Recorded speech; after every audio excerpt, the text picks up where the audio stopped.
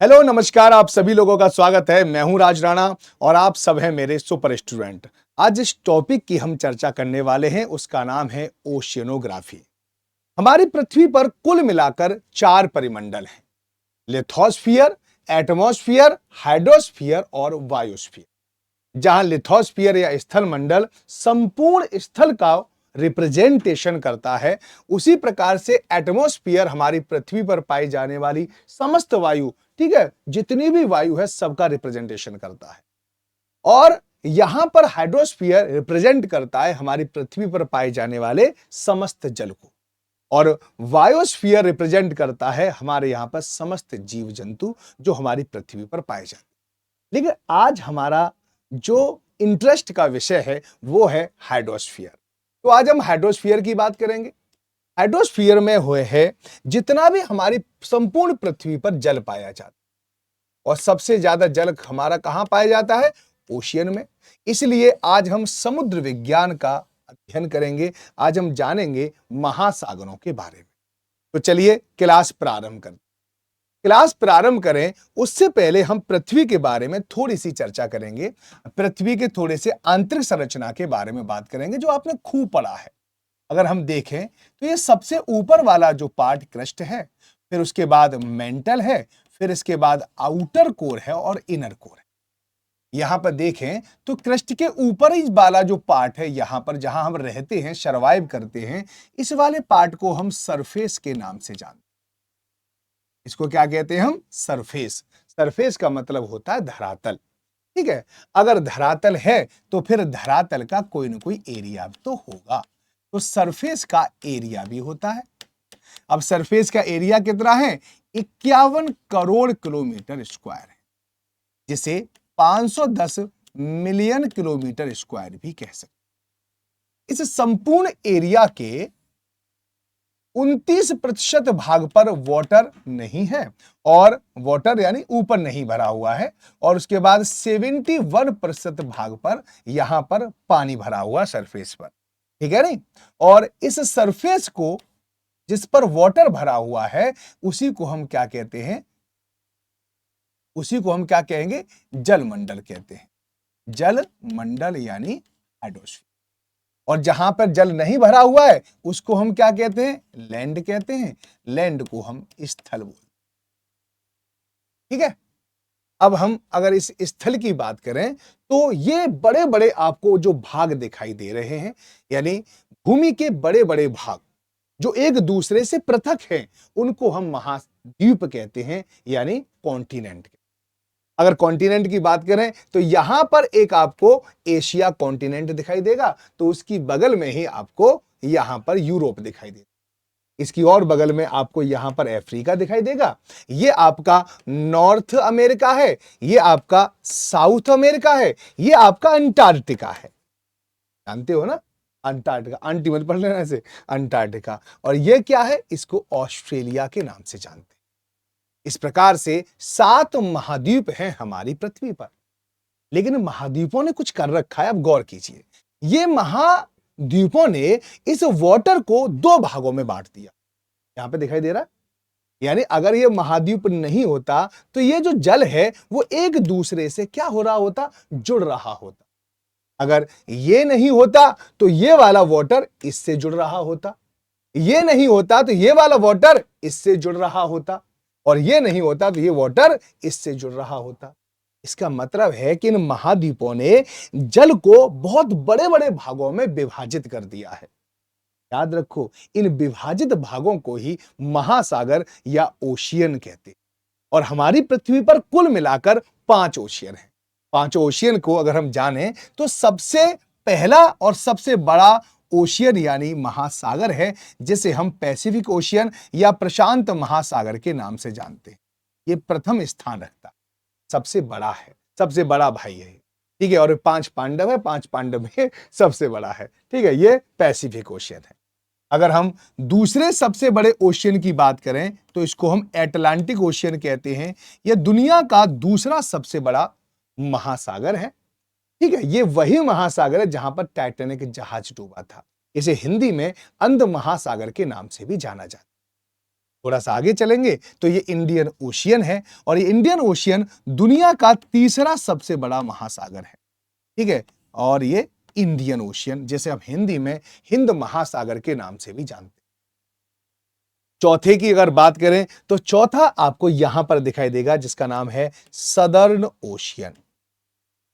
इस southern ocean की बात करें तो यह दुनिया का चौथा सबसे बड़ा महासागर, और दुनिया के सबसे छोटे महासागर की बात करें तो यह है आर्कटिक, जिसे हम उत्तरी ध्रुव महासागर के नाम से भी जानते हैं, और यह दुनिया का सबसे छोटा या दुनिया का पांचवा महासागर है, पांचवा।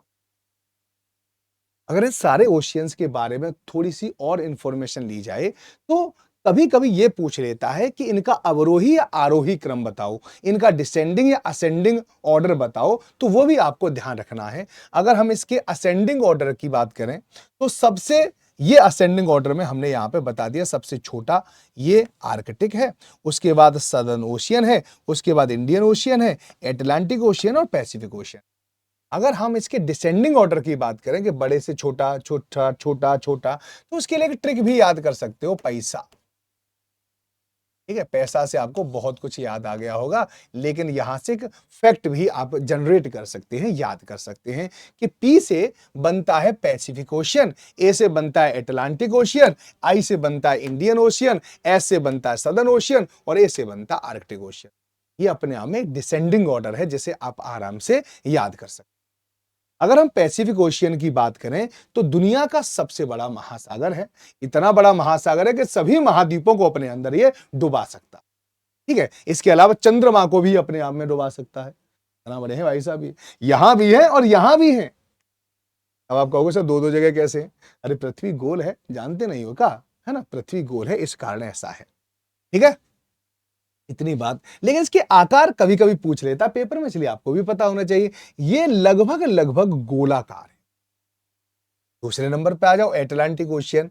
यहां पर टाइटैनिक जहाज डूब गया था, लेकिन इसका आकार देखिए, गौर कीजिए, यहां से लेकर यहां तक इसका आकार लगभग एस जैसा है। कि कभी पूछ ले कि बताओ हमारा कौन सा महासागर एस जैसा है, तो आपको ध्यान रखना चाहिए। तीसरा हमारा इंडियन ओशियन लगभग त्रिभुजाकार, अगर ऐसे देखेंगे ना तो लगभग त्रिभुजाकार है ये। ठीक है, ये इनका आकार नहीं है। सदर्न ओशियन की बात करेंगे तो इनका कोई आकार है ही नहीं। ठीक है, सदर्न ओशियन हो गया, और इसके बाद आर्कटिक ओशियन है।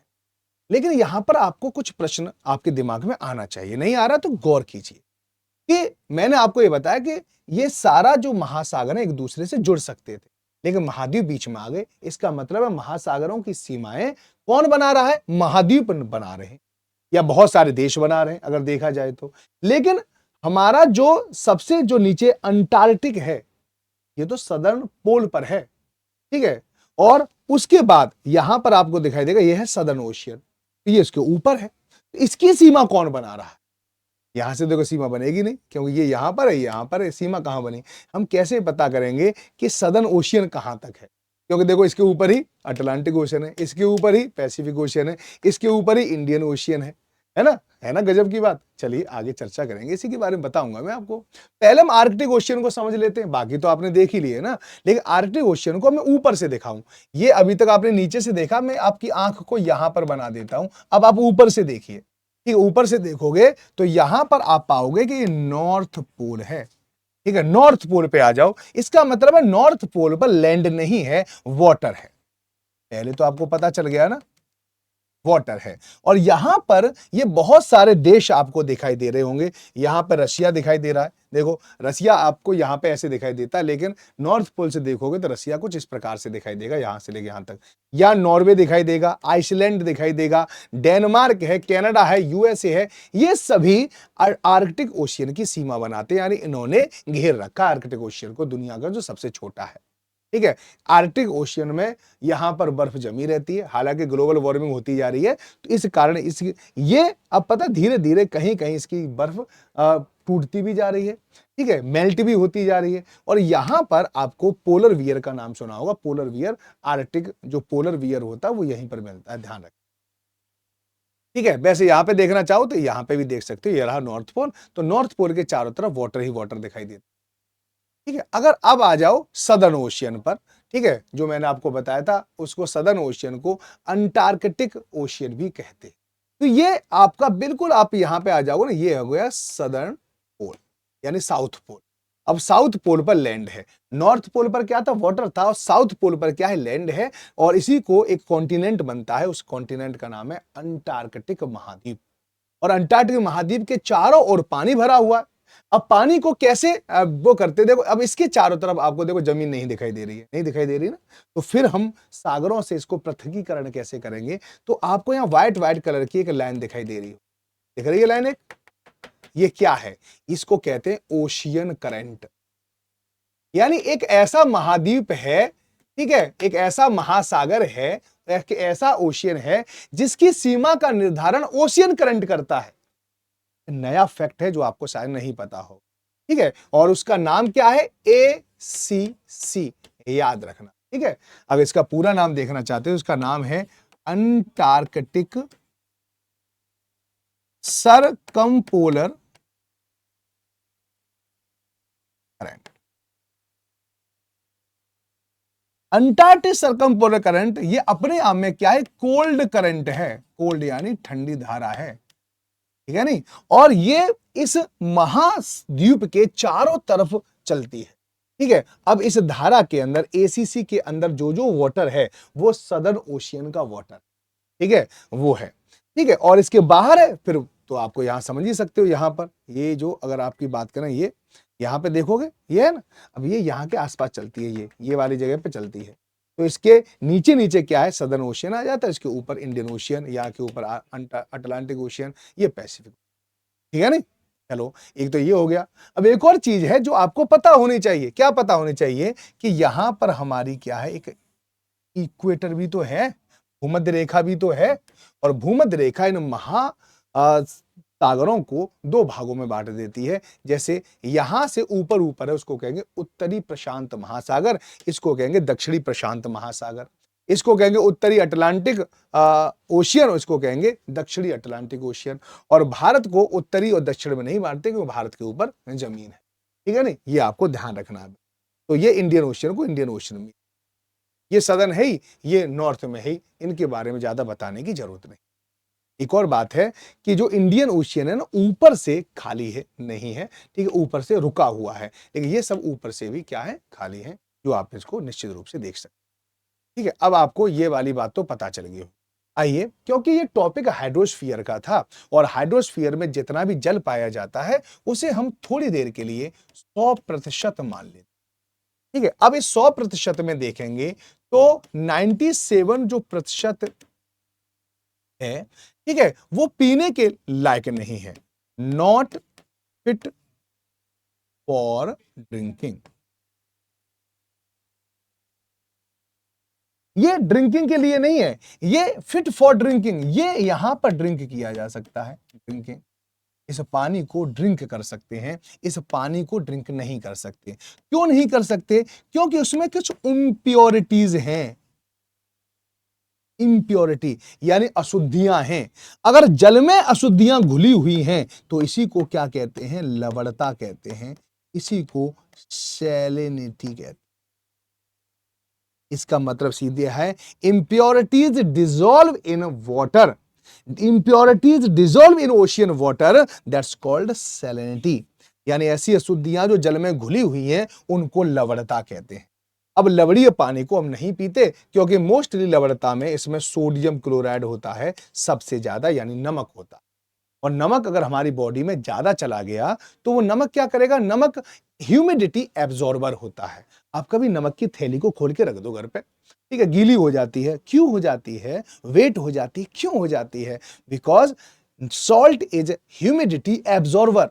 तो हमारी बॉडी में अगर नमक ज्यादा चला गया तो वो क्या करेगा, पहले तो इधर उधर के पानी को लेगा, डिहाइड्रेशन होने लगेगा हमें, ठीक है। उसके अलावा हमारी कोशिका जो सेल हैं उसके अंदर से भी पानी को खींच लेगा, ये पावर होती है उसके अंदर, ठीक है नहीं। वरना आप कभी गौर करना, जब दादी नानी वगैरह ये एक अचार बनाती हैं, ठीक है, तो अचार में जो आम के अचार में नमक डाल देती हैं बहुत सारा, और फिर आपने एक दो दिन के बाद देखा होगा नानी वगैरह को, दादी को, कि उसमें से बहुत सारे पानी को वो बाहर निकाल देती। पानी कहां से आया, अरे आम के अंदर जो कोशिकाएं थी, कोशिका के अंदर पानी था, वो सारा पानी उसने एब्जॉर्ब कर लिया। इसी तरह से हमारा हाल हो जाएगा, और अगर हमारी कोशिका मरी तो हम कौन सा जिंदा रहेंगे। इसलिए सागर में होने के बावजूद भी आपको सागर का पानी नहीं पीना, ये ध्यान रखना। अब केवल और केवल 3% पानी ही पीने योग्य है, ये आपको याद रखना। ये इसके थ्रू मैं आपको ये बता रहा हूं। तो यहां पे आप देखोगे 97% पानी कैसा है, सैलाइन वाटर है। ओके, और ये आपको पता चल गया होगा। इसके बाद देखिए 3% पानी ही क्या है, फ्रेश है। और 3% पानी को अगर मैं 100% मान लूं समझाने के लिए, ठीक है नहीं, समझाने के लिए, यानी 100% ड्रिंकिंग वाटर में ज्यादा से ज्यादा यानी लगभग 70%, 68.7% जो वाटर है वो आइस केप और ग्लेशियर के रूप में जमा है। बताओ ये रीच में है या आउट ऑफ रीच में है? आपको आउट ऑफ रीच। कोई आदमी पानी पीने के लिए हिमालय के ग्लेशियर पर, तिब्बत के ग्लेशियर पर तो नहीं जाए, ठीक है नहीं, तो ये आउट ऑफ रीच है। ये पीने योग्य तो पानी है, लेकिन हमारे जो रीच से बाहर है। इसके अलावा ग्राउंड वाटर कितना है, 30.1%। तो पानी काफी अच्छा खासा हमारी धरती के नीचे है। अदर्स में कितना है, 0.9%, जैसे ह्यूमिडिटी वगैरह जो होती है। फिर उसके बाद सरफेस वाटर कितना है, 0.3%। यानी इस 100 में से, यानी पूरे में से 3% को अगर हमने 100 मान लिया है, उसका 0.03% पानी ही सरफेस वाटर है, यानी सरफेस पर वाटर उपलब्ध है, यानी लैंड पर वाटर उपलब्ध। बात समझ गए नहीं? अब देखो लैंड पर जो वाटर उपलब्ध है उसका 87% केवल झीलों में है, 11% आर्द्र भूमियों में है, स्वयं आर्द्र भूमियों में ह्यूमिड, ठीक है, जो लैंड होती है, और 2% रिवर में है। ये आपको ध्यान रखना। समझ में आया कि नहीं आया? ये पानी की अवेलेबिलिटी, यानी यहां से लेकर ये जो वाटर है ना, ये तो हमारी रीच में है, ये हमारी रीच में नहीं। ये 2% से भी ज्यादा पानी है। इसलिए तो कहते हैं ग्लोबल वार्मिंग अगर आ गई तो ग्लेशियर अगर पिघल गए तो सारे ग्लेशियर का पानी कहां पर आएगा, हमारे ओशियन में आ जाएगा, जिससे ओशियन का जो लेवल है वो ऊंचा हो जाएगा। ठीक है, ये है। आइए आगे चलने से पहले भूगोल की वही जानी मानी परिभाषा, जिससे कि आप सारी चीजों को जोड़ सकते। भूगोल ये समझने की कोशिश करता है कि चीजें कहां पाई जाती हैं, वे वहां पर क्यों हैं, और वे समय के साथ कैसे और बदलती है। ये चलें, अब आगे चलें, लेकिन इससे पहले मैं आपको कुछ और चीज बताना चाहता हूं। देखो यहां पर मैंने आपको कुछ हल्के से थोड़ा सा वीडियो दिखाया। आप बताओ कि आप समुद्र के अंदर देख पाते हो या समुद्र के बाहर। मान लो आप समुद्र के बाहर बैठे हो यहां पर, ठीक है, तो आपको समुद्र बाहर से ऐसे दिखाई दे, ठीक है। ये जो समुद्र जो आपको दिखाई दे रहा है ना, ये इसको कहते हैं समुद्री तल या समुद्र तल। इसको क्या कहेंगे, सी लेवल। इसको क्या कहते हैं, सी लेवल कहते हैं। यानी हम जो लैंड पर खड़े होकर समुद्र को देखते हैं, समुद्र का ये वाला जो पार्ट दिखाई देता है, इसको समुद्र का तल कहते हैं, ठीक है, ओशियन लेवल कहते हैं। याद रखो, इसमें बहुत ज्यादा उच्चा वच्च नहीं होते, यानी ऊंचा नीचा नहीं होता। इसलिए पूरी दुनिया में जहां भी ऊंचाई हमें मेजर करनी होती है तो इसको एक स्टैंडर्ड लेते हैं और यहीं से ऊंचा देखते हैं। कभी भी ऐसा नहीं होगा कि महासागर कहीं से इतना पानी ऊंचा है और कहीं पर इतना पानी नीचा। हाँ, थोड़ा बहुत ऊंचा नीचा हो सकता है, लेकिन वैसे समुद्र तल जो है वो बिल्कुल यानी वो उच्चा वच्च से मुक्त होते हैं, ऐसा समझ। लेकिन ये जो वाटर के नीचे अगर चलते जाएं तो कहीं पर लैंड तो आएगी। ठीक है, जैसे यहां पर आपको दिख रहा है, यहां पर कुछ पेड़ पौधे उग रहे हैं, वास्तव में तो प्रवाल है, लेकिन ये समुद्र के नीचे जमीन पर है।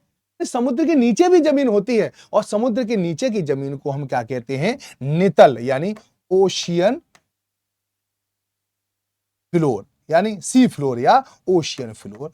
आपको याद रखना, ठीक है नहीं। और इसको हिंदी में क्या कहते हैं, इसको कहते हैं समुद्र नितल। तो कभी मैं आपको समुद्र नितल बोलूं या फ्लोर बोलूं तो मैं समुद्र के अंदर की बात कर रहा हूं, अंदर की जमीन की बात कर रहा हूं। और अगर मैं आपसे कभी सी लेवल बोलूं, समुद्र तल बोलूं, तो आप याद रखना कि मैं ऊपर की बात कर रहा हूं, जिसे आप बिना समुद्र के उतरे भी आप उसको देख सकते, ठीक है नहीं। अब आपको आगे लिए चलता हूं, और इसमें सबसे पहले हम किसकी बात करेंगे, सी फ्लोर की बात करेंगे। देखो टॉपिक भी क्या है, सी फ्लोर, यानी पानी जिस पर भरा हुआ है उसकी हम बात करेंगे। अब यहां पे गौर करना, एक हल्की सी लाइन सी आपको दिखाई दे रही होगी, ये और ये, दिखाई दे रही है ये वाली। ये इसमें ये दिखाने की कोशिश किया गया कि ये सी फ्लोर है, ये क्या सी लेवल है, ये समुद्र तल है। और नीचे जो आपको यहां से लेकर यहां तक ये जो दिखाने की कोशिश की गई है, ये बताने की कोशिश की गई है कि ये क्या है, समुद्र नितल है। ठीक है, ये फ्लोर है। तो समुद्र का फ्लोर देखो, आप जानकर आश्चर्यचकित होंगे कि अभी हमें सी फ्लोर के बारे में न्यूनतम जानकारी है। मुश्किल से हमारी जानकारी पूरे समुद्र के तल से मात्र 2% के आसपास ही हम एक्सप्लोर कर पाए। समस्त समुद्र का जो तल है उसको अभी हम एक्सप्लोर नहीं कर पाए हैं। हमारे पास संसाधनों की भी कमी है, समय की भी कमी है, टेक्नोलॉजी की भी कमी है कि जिससे हम सारे समुद्र के नितल के बारे में पता कर लें। लेकिन जितना भी पता है उतने एग्जाम में जो काफी है उसे मैं आपको यहाँ पे बता दूं। समुद्र तल और नितल के बारे में जब आपको पता चल गया तो थोड़ा सा देख लो। यहां पर देखिए ये जो लैंड है और यहां पर वाटर है। ठीक है, यहां से वाटर खत्म हो जाता है, ये लैंड है और यहां पर क्या है, वाटर है। यानी अगर आप देखें तो यहां पर लैंड और वाटर दोनों आपस में एक दूसरे से मिल रहे हैं। ठीक है, जहां पर ये जो दोनों मिल रहे हैं उसी को हम क्या कहते हैं, तट रेखा बोलते हैं। तट रेखा को क्या कहते हैं हम, कोस्ट लाइन बोलते हैं, जो आपको ठीक है। एक और चीज और बोलते हैं कि जहां पर लैंड और वाटर दोनों एक दूसरे से मिलेंगे ना, तो ये अलग अलग तंत्र हैं, अलग अलग इकोसिस्टम हैं इन दोनों। लैंड का अलग इकोसिस्टम होता है, बहुत सारे जीव जंतु केवल लैंड पे रह पाते हैं, कुछ जमीन में उसमें जल में रह पाते हैं। अलग अलग है ना इकोसिस्टम। तो ये दोनों जहां जहां दो इकोसिस्टम आपसे टकराते हैं, देखो यहां ये वो जगह है जहां पर ये दोनों इकोसिस्टम एक दूसरे से टकरा रहे हैं। तो जहां पर दो परितंत्र एक दूसरे से मिलते हैं, when two ecosystem merge which ठीक है each other a particular place on a particular place, that's called ecotone। को हम क्या कहते हैं, इकोटोन। और इकोटोन में जैव विविधता बहुत ज्यादा पाई जाती है, बायोडायवर्सिटी ज्यादा पाई जाती है, ये आपको पता होना। यहां पर ज्यादा बायोडायवर्सिटी पाई जाती है, उसको कोर प्रभाव के नाम से या कोर इफेक्ट के नाम से जाना जाता है। ठीक है, नहीं अब देखो यहां से अब हम नीचे की तरफ चलें। ये हमारा क्या है, देखो मैंने यहां पे बना दिया सी लेवल है, ये सब हमने सी लेवल है, इस सी लेवल को याद रखना है। ठीक है, और ये जो आपको जमीन दिखाई दे रही है इसको हम कहते हैं सी फ्लोर। दोनों को याद रखना, तल और नितल में अंतर मत भूलना। देखो यहां पे गौर करो, यहां पे जब गौर करोगे तो यहां पे एक हल्का सा कि एंगल बन रहा हो, बन रहा है, देखो गौर करो, एंगल बन रहा है ना, इसको कहते हैं झुकाव। ठीक, तो यहां पर आप गौर करोगे शुरुआत में, तो इस वाले पार्ट को जो कम झुका हुआ है, वो कम गहरा है, उसको कहते हैं कॉन्टिनेंटल शेल्फ, यानी महाद्वीपीय मग्न तट। अब आप कहोगे सर इसमें महाद्वीप शब्द का इस्तेमाल क्यों किया है, ये नहीं करना चाहिए। इसलिए किया है कि आप गौर कीजिए, यहां पे ऐसा लगता है जल ने इंक्रोचमेंट कर दिया, यहां पर जल ने अतिक्रमण कर दिया है इस वाली जगह। ठीक है, जल के द्वारा यहां पर क्या हो गया है, अतिक्रमण हो गया है, ये आपको निश्चित रूप से पता होना चाहिए। ठीक है, तो इसलिए महाद्वीप का तो भाग है लेकिन जल के द्वारा अतिक्रमण हो गया है, इस कारण इसको महाद्वीपी मग्न तट यानी जलमग्न हो गया है। महाद्वीप का वो जगह जो जलमग्न हो गया है उसे महाद्वीप मग्न तट के नाम से जाना जाता है, जो आपको याद भी होना चाहिए और आपको पता भी होना। ठीक है, दैट्स क्लियर और नॉट। आगे चलते हैं, आगे चलेंगे तो यहां पर ये बहुत तीव्र ढाल आपको दिखाई देगा जो 5 डिग्री से ज्यादा होगा। देखो यहां पे भी आप ऐसे करके लाइन खींच सकते हो और ये वाला एंगल निकाल सकते हो 5 डिग्री से ज्यादा। यहां पे 2 या 3 डिग्री से होता है, यहां पे 5 6 7 8 9 इतनी डिग्री हो सकता है, एंगल बन सकता है। ठीक है नहीं, तो यहां पे देखो अचानक ढलान आ जाता है, खूब ढलान आ जाता है। तो ये महाद्वीप ही तो है, महाद्वीप के पार्ट में अचानक ढलान आ गया है तो इसको कहते हैं महाद्वीपीय ढाल। क्या कहते हैं इसको, महाद्वीपीय ढाल या ओशियनिक स्लोप कहते हैं, जो आपको पता होना चाहिए। ठीक है, अब इसके बाद क्या है, ये फिर मैदान आ जाता है मस्त वाला में, इसको अबाइसल, ठीक है अबाइसल प्लेन कहते हैं या इसको समुद्री मैदान। अब समुद्री मैदान में देखो बहुत कुछ दिखाई दे रहा है आपको। समुद्री मैदान में यहां पर आपको कुछ ऐसी आकृति नहीं दिखाई दे रही है जो आसपास की जमीन से ऊपर उठी हुई है, लेकिन ऊपर से क्या है, फ्लैट है। ठीक है, तो अगर इसको हम धरती पर देखते, सरफेस पर देखते, तो इसको हम प्लेट्यू कहते हैं। लेकिन समुद्र के अंदर एक प्लेटिनुमा जो आकृति होती है वो गुआट के नाम से जानी जाती है।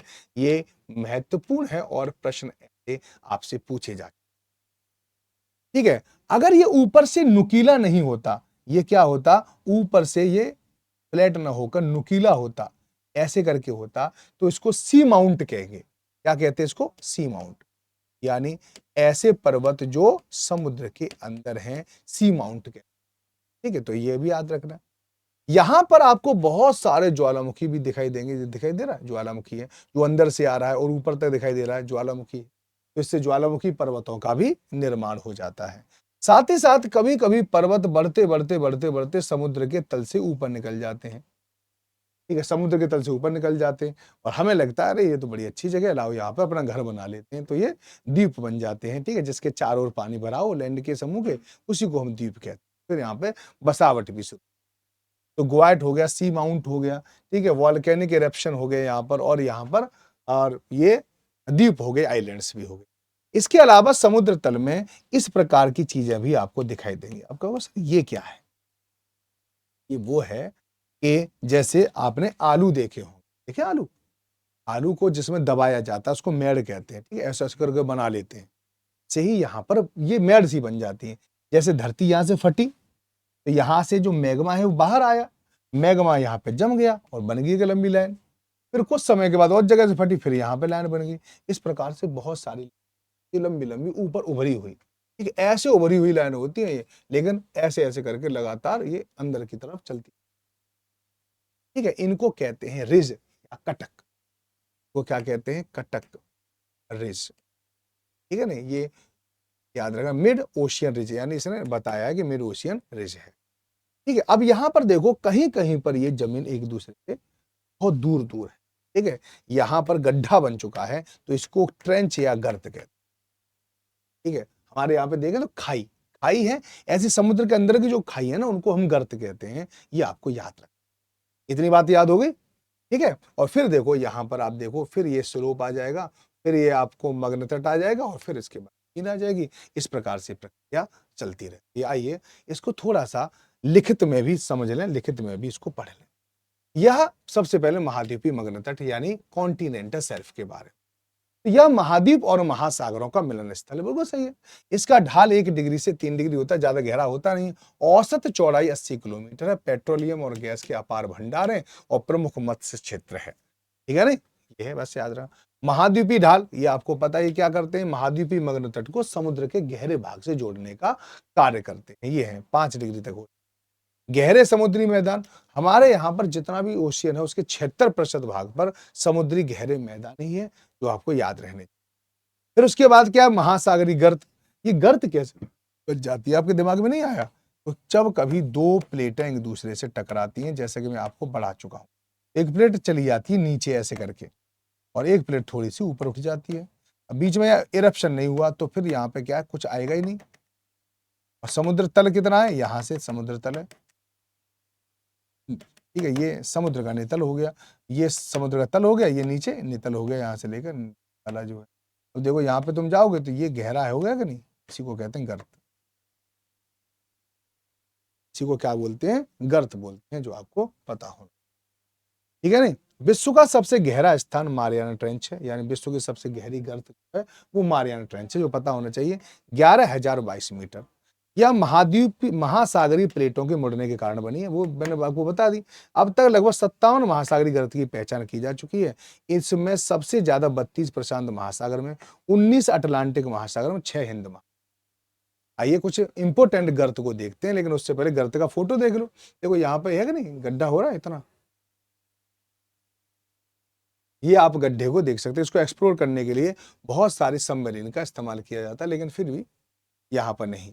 यहाँ पर एक वो देखी गई, अभी स्टार फिश भी देखी गई, ये भी कोई, ये मारियाना ट्रेंच इस प्रकार की हो।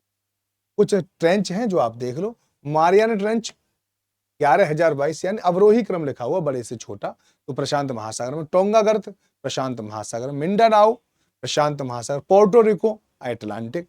अटाकामा प्रशांत महासागर। रोमसे गर्त अटलांटिक महासागर। सुंडा गर्त हिंद महासागर, जो आपको अच्छे से याद रहना चाहिए।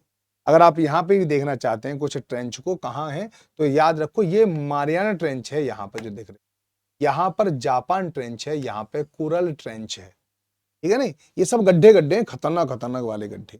और भी कहीं अगर आपको ट्रेंच दिखाई दे रहे हो तो वहां पे निशान लगा लेना और यहाँ पे देख भी लेना, ठीक है नहीं। तो देखो प्रशांत महासागर में उधर भी और यहाँ भी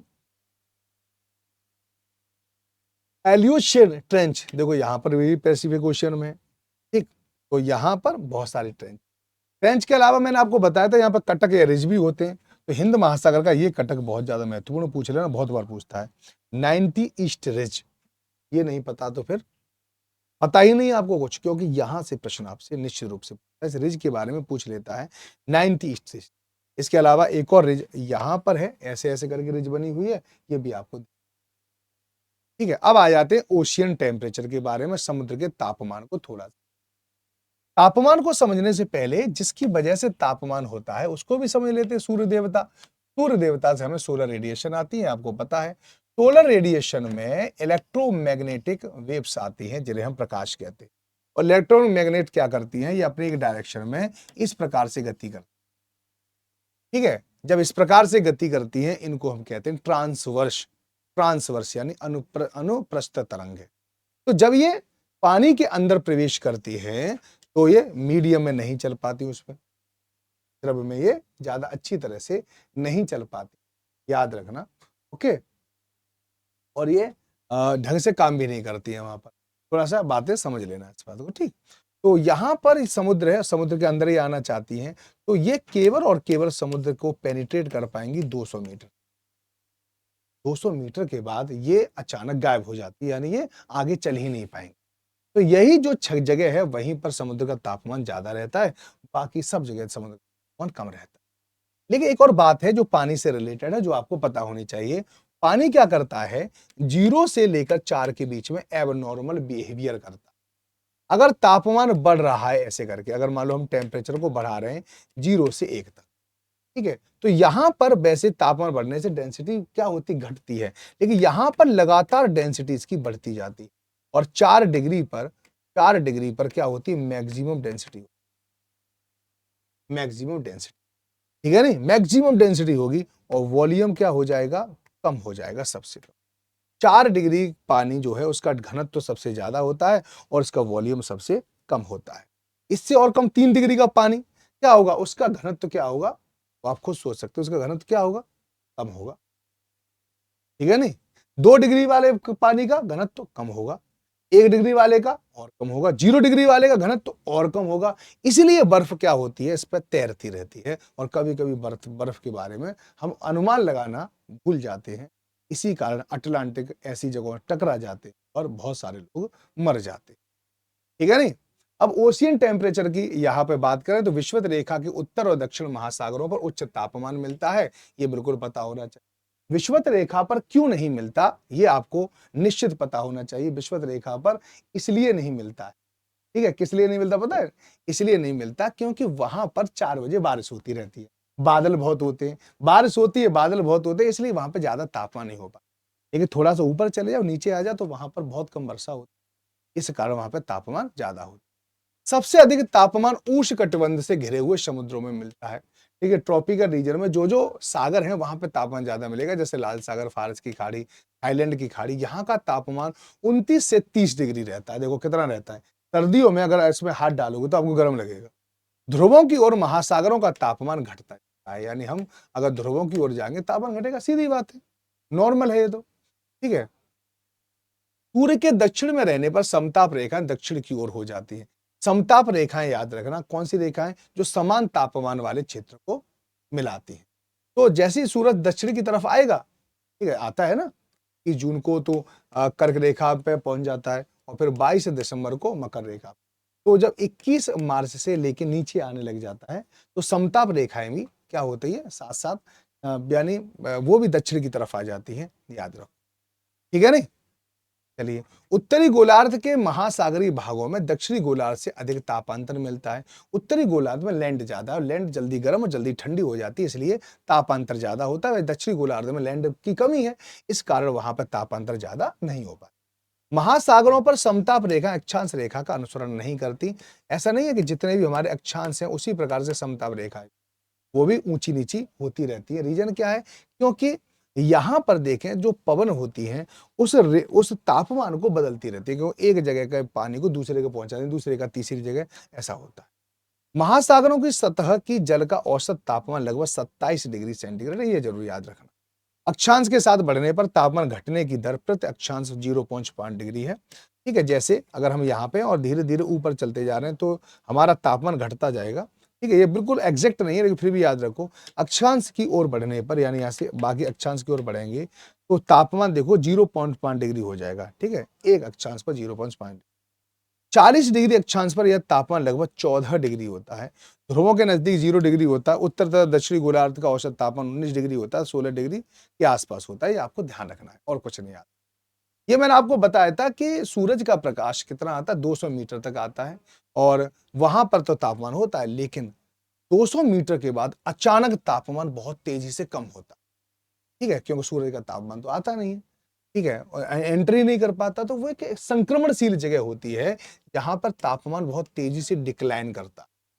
समुद्र के अंदर वो जगह जहां पर तापमान तेजी से डिक्लाइन करता हो, उस जगह को थर्मोक्लाइन कहते हैं। क्या कहते हैं? थर्मोक्लाइन।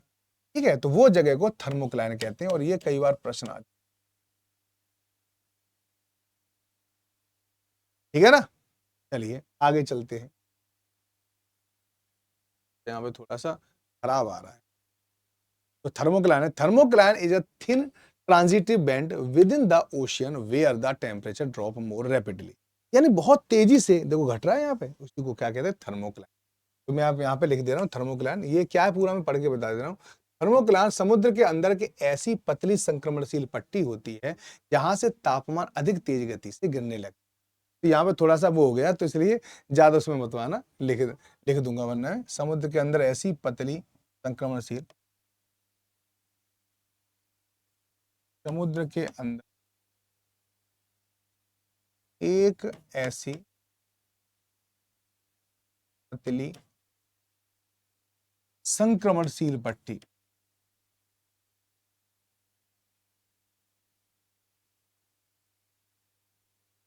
जहां तापमान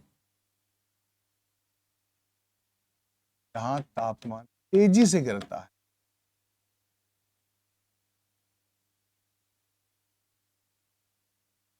उसको हम क्या कहते हैं? थर्मोक्लाइन कहते हैं। ये आपको याद रखना। ठीक है नहीं? बात आती है समुद्र के तापमान को कौन कौन सी चीजें प्रभावित करती हैं, ये भी ध्यान रखना। अक्षांश तथा सूर्य की तिरछी रेखाएं, ये तो आपको पता ही है। अक्षांश के हिसाब से जिन अक्षांशों को सूर्य का प्रकाश से ज्यादा प्राप्त होता है, वहां समुद्र का पानी ज्यादा गर्म होगा, सीधी बात है। ठीक है, सीधी या तिरछी, जहां पर 90 डिग्री का एंगल बना रहा होगा सूर्य अपने किरणों से, तो वहां पर ज्यादा गर्मी पड़ेगी। या तिरछा है तो वहां पर कम है, तो समुद्र का तापमान भी प्रभावित होगा। जल और स्थल खंडों की स्थिति, जहां पर स्थल खंड ज्यादा है, ठीक, स्थल खंड ज्यादा है और स्थलों के मध्य में कोई महासागर या सागर घिरा हुआ है, तो स्थल में तापांतर बहुत ज्यादा होता है, जिसकी वजह से यहां पर भी तापमान में बहुत ज्यादा प्रभाव पड़ता है। प्रचलित पवनें, पवनें भी क्या करती हैं? पवनें भी इसी प्रकार का कार्य करती हैं। पवनें चलती हैं, ठीक है, और पवनें क्या करती हैं कि ऊपर से बहुत सारे जल को आगे लेके आती हैं, जैसे ठंडा जल नीचे से ऊपर अपवेलिंग होने लगती है, उससे भी समुद्र के तापमान प्रभावित होते हैं। महासागरीय धाराएं, जहां ठंडी धाराएं जाती हैं, वहां सागर के तापमान को कम कर देती हैं, गर्म वाली गर्म कर देती हैं। समुद्र की गहराई, जैसे जैसे गहराई पर जाओगे समुद्र का तापमान घटता जाता है, ये आपको निश्चित रूप से पता होना चाहिए।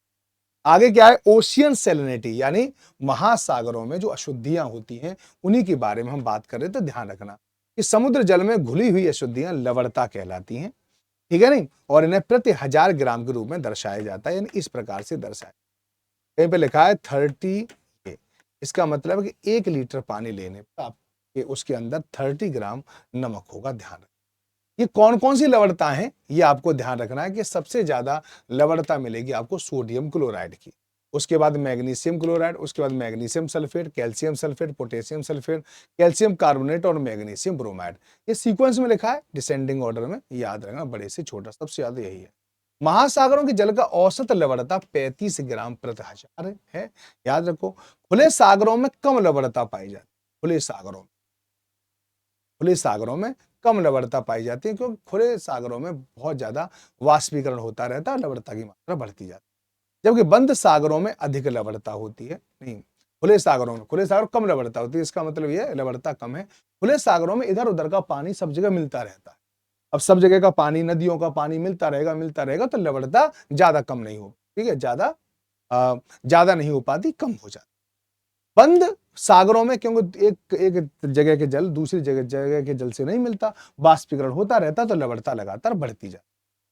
कर्क और मकर रेखा में सर्वाधिक लवणता होती है क्योंकि यहाँ पर वाष्पीकरण ज्यादा होता है और यहाँ पे बारिश कम होती है, ठीक है, क्योंकि यहाँ पे वाष्पीकरण अधिक होता है, बरसात कम होती है। विषुवत रेखा के नेत्र लवणता कम है, ठीक है, विषुवत रेखा के पास लवणता कम है क्योंकि यहाँ पे बारिश ज्यादा होती है, 4 बजे रोजाना बारिश होती है। ध्रुवों के पास लवणता बर्फ के पिघलने के कारण कम हो जाती है, ठीक है, ध्रुवों के पास लवणता इसलिए कम होती है क्योंकि वहां पे पानी है, पानी जमा हुआ पानी है, वो जब पिघलता है तो उससे, क्योंकि उसमें लवणता नहीं होती तो लवणता को थोड़ा कम कर देता है। उत्तरी गोलार्ध में लवणता 34% पाई जाती है, दक्षिणी गोलार्ध में 35 पाई जाती है। इसका कारण है कि दक्षिणी ध्रुव को, दक्षिणी गोलार्ध का, वो नदियों से जल की आपूर्ति कम होती है।